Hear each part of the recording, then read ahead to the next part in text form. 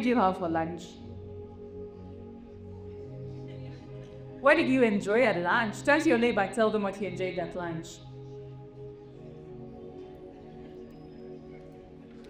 Who didn't have lunch? We all had lunch, right? Okay. So, my name is Lutgard Musiime, and I have had all versions of my name. She said Lutgard, I've had Lingard, I've had Rutgard, all kinds, and I welcome them all. At 19 years old, I sat before the elders. You know those uncles and aunties who appear only when there's something seriously wrong? Who has been there? Okay. No, I had not done anything wrong. I had not eloped with a man. No, I was there for one reason.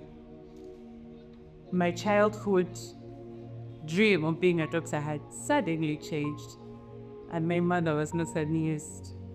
See, if you grew up in the 90s, one that talked about it, you knew the holy trinity of prestige.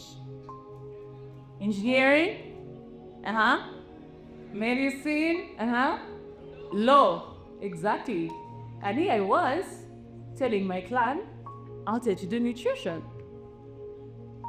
You see, at S4, I knew exactly the combination I wanted. I didn't care where I went to A level. You know those cutoff points? You remember? I didn't care. I just needed to have biology and chemistry somewhere. But no one prepared me for the fire that I would find. Guys, it was hot. And by the end of those 2 years, I was academically exhausted. So, medicine was no longer a pleasurable course that I wanted to do. But I still wanted to be in healthcare. So, I was convinced enough to fight for nutrition. So I remember the interrogation in the Council of Elders. Who have you seen do this course? What did they do? Where did you get this idea from? And honestly, I did have the answers. I remember the results, something exact that I don't remember. But long story short, my mother went to UNICEF where my brother worked at the time, and a one professor managed to convince her that there's a future in that path. And that's where my story began. So I went to school and did nutrition. You see, millions today, millions of people, and the millions I mean about 4.3 million people globally, are fighting for their lives, for diseases that are being born from food or the lifestyles that they have chosen. Those diseases are called non-communicable diseases. It's no longer a word that is just statistics. It lives on our dining tables. It goes with us in schools. It is even in the pills that your grandparents are taking now. So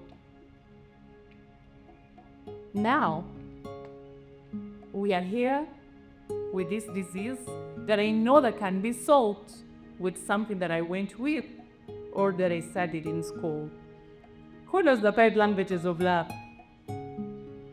5? Okay, this. Give? Anything else? Quite acts of service, yes. Physical touch. Quality time, yes. And word of affirmation. I think the author missed one, and that is food. Because food is a good thing. Food bonds people. You just had food. You can have conversations around food. And I love food as well. And food used well can heal. It can nourish, and it can give life. But also, if used poorly, it can be a threat to your own survival. Hence the non-communicable diseases. And very many people do not have that knowledge. And I've seen what knowledge can do. There is power in knowledge. You see, we do not fight in clinics anymore. We fight on the digital space now. We're in a digital era now. And the problem is, the digital space comes with everything, truths and myths alike. So there needs to be a voice that is going to help people understand what the truth is and what the myths are. And when I realized that, I knew I was the one. You see that theme? We are the ones. At that moment, I knew that I was the one. So what did I do? I used the digital space. I love to give information. I love to give knowledge. A while ago, I shared a video on cerebral palsy. You see, I work in 3 areas now: school feeding, nutrition therapy, and disability inclusive nutrition. And I'm going to pause at disability inclusive nutrition because this is a term that has been ignored for a while. So take an example of a child who has cerebral palsy. Do we all know what cerebral palsy is? Have you seen children who have very tense muscles and they jerk all the time? So such children, even near taking down food, which you have given them on the spoon, is something that is very hard. When you're eating food, you don't think about it, but for them, chewing food, swallowing that food is actually a very hard task. Something as simple as positioning can take their lives. They can chop on their own feet. So I shared that video, and a mother on TikTok had this to say: my child has CB, cerebral palsy, and light has been held for the last 8 years. Can you imagine? 8 years. And in Uganda, you're on your own. Even the doctors and nutritionists do not know what to do. That message broke me. I remember I said, this can't be it. 1.3 billion people in the world are living with a disability, and 80% of those people have a feeding difficulty. Can you imagine? Simple thing as feeding is such a task for them. And that is the very girl I was called to feel. That 19-year-old who held to that nutrition dream, even when I had all worlds against me, when the Council of Elders sits, I'm paying the bills anyway, thanks to my brother who fought along me, and the course was approved. That 19-year-old has something that they are now doing about the situation in the world. To see that 80% of feeding difficulties right now for the 1.3 billion people globally comes to 0%. How do we do this? We're now training healthcare workers, we're training caregivers on how to look after these children. How do they prepare the food that you just had in a way that this child can take that food in, even with their difficulty? How do they position those children to see that that food will not be the end of their life? The very people that I wanted to be, who are the doctors, are the very people that I'm training now. So have been to referral, thank you very much. I've been to referral hospitals. I've trained healthcare workers in Malabo, in Moroto. There's a hospital in my town that's Paramoja region.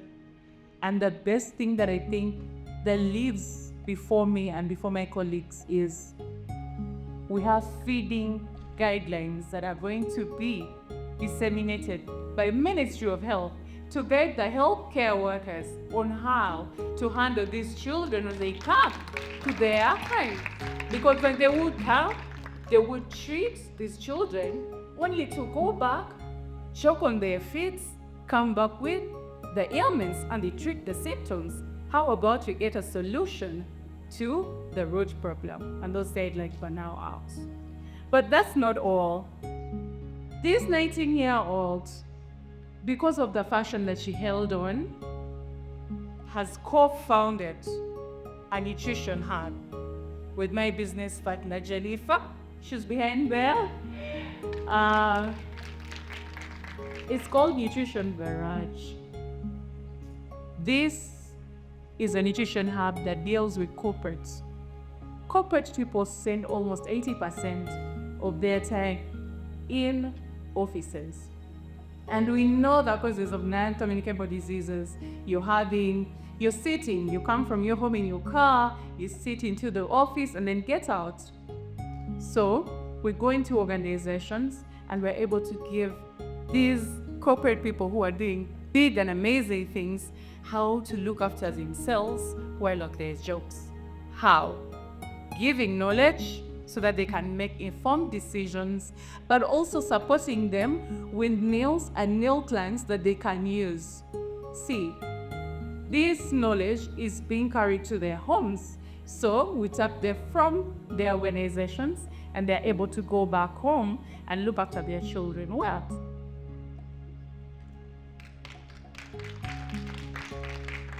So, I'm telling you, if you're young, if you're old, if there's that passion that you have, hold on to it.